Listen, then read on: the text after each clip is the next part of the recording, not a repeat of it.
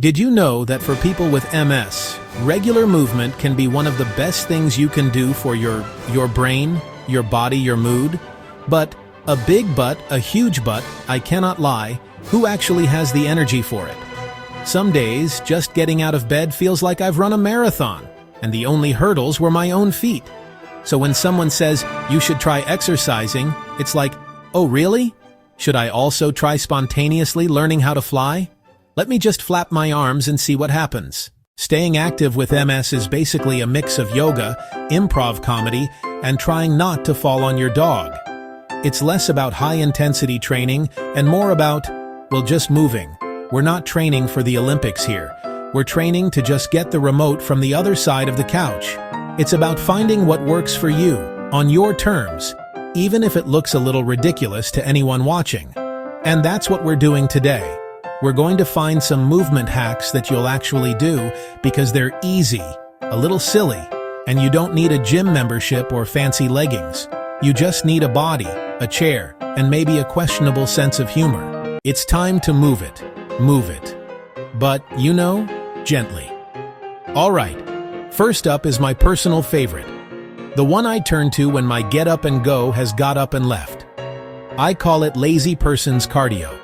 But the professional name is seated cardio. It is exactly what it sounds like. You, sitting down, getting your heart rate up. You can do this while you're on a work call, camera off, obviously. Or while you're deep into season 3 of that show everyone's talking about. No one needs to know you're secretly getting your steps in. Here's the move. While you're sitting, just start marching your feet. Lift your knees up and down. Feel that? That's cardio, baby. Now let's get the arms involved. Arm circles forward, arm circles backward. Slow motion polite punches out in front. The directing traffic wave, arms with purpose. It looks ridiculous, but it feels surprisingly so good. The key is accessibility. Not how high or fast, but getting blood flowing. Some days my legs feel like wet sand. Standing is a hard no. But seated marching, I can do that. It's telling your body, hey, we're still in this together. Best part, multitasking. I've logged more miles binge-watching historical dramas than on a treadmill. You get so into the plot, you forget you're moving. Okay, this next one is for all of you who, like me, find the idea of scheduled exercise to be a bit much. This is called movement by accident, tricking your body into getting stronger. We'll turn everyday chores into secret balance and strength drills. Your brain may not know what you're doing, but your muscles will be like, wait, was that a lunge? I thought we were just putting away laundry? It's sneaky, and I love it. Let's start in the kitchen. Stand, lift onto your toes, hold for a second, and come back down. Do it 10 times. Small, but fantastic for lower leg strength and balance. If you feel wobbly, keep a hand on the table. This isn't a competition. These little movement snacks add up. No workout clothes, no yoga mat. You're an accidental athlete. Now, let's talk about a powerful, scientifically proven motivator. Other people. Sometimes the hardest part is starting, and doing it alone can feel monumental. That's the community trick. Outsource your motivation. Think of it as a feature, not a bug. Peer pressure for good. When someone's waiting for you, you show up, even on high-fatigue days. Look for a group that gets it. No judgment, no pressure to keep up. Instructors offering modifications. Some days you're a warrior. Other days the warrior is napping. Can't leave the house or nothing nearby? The internet is your friend. You don't want to let Carol down. You and Carol are in this together. This next hack is my secret weapon against both fatigue and the dreaded brain fog. I call it sneaky mind-body work, but you might know it by its other names. Chair yoga, Tai Chi. I know, it sounds very zen and maybe a little intimidating, but stick with me. This is basically undercover physical therapy that also feels like a moving meditation. It's the ultimate 2-for-1 deal for anyone with MS, targeting balance, coordination, and mental clarity. There are tons of beginner videos on YouTube that you can follow along with, many of which can be adapted to be done while seated or holding onto a chair for support.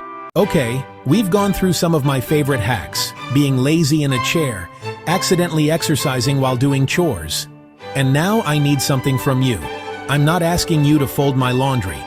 Although, if you're offering, I'm listening. What I really need are your ideas. This community is creative, resilient, and hilarious. You have weird workout hacks that get you through the day. Hit the comments and tell me the strangest, the silliest, the most surprisingly effective way you sneak movement into your life. If you liked these, hit like, subscribe, and share your weirdest workout idea below. I might try it next episode, unless it involves goats. I want to get real with you for a minute. Before I started embracing this whole weird workout philosophy, things were tough. And I know many of you can relate. I remember days when the fatigue was like a lead blanket I couldn't throw off. The thought of exercise felt like a cruel joke. That feeling of being on the sidelines is one of the hardest parts of this disease. The turning point wasn't some grand moment. It wasn't a sudden burst of motivation to go run a 5K. It was giving myself permission to do the bare minimum. And then realizing that the bare minimum was actually something. It was enough.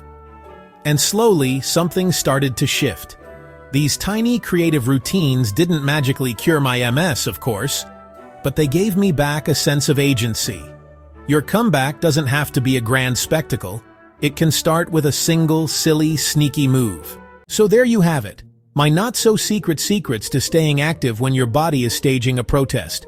We've learned that you can get your cardio in while watching TV, that chores can be your own personal gym.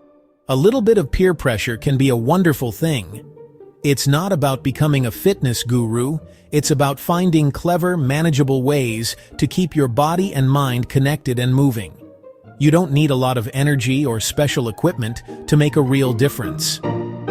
The main thing I want you to walk away with, or wheel away with, or gently march in place with, is this. Creative, small, social, sneaky moves win. It's about progress, not perfection. Now it's your turn.